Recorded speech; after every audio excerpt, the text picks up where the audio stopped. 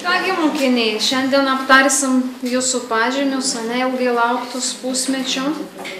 Marius šaunuolis 9 pasistengė, Justina 9 šaunolio. Kas čia? Eva 7, Margarita 8, Viktorija 10 šaunolė. Paulius ir vėlgi 3.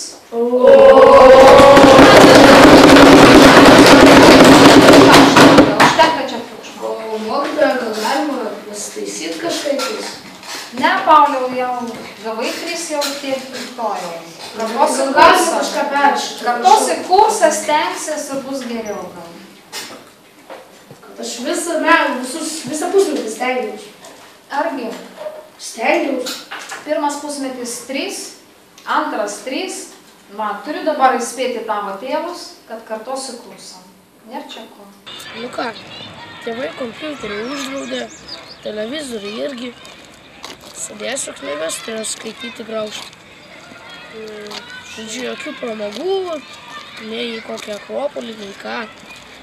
Žodžiu, nežinau. Bet tai žiūrėjau, aš iki 4 bent ištempiau. Ką aš žinau, nu gal aš tai mokytojai nepatiko. Sugalvosiu aš kažką. Sugalvosiu.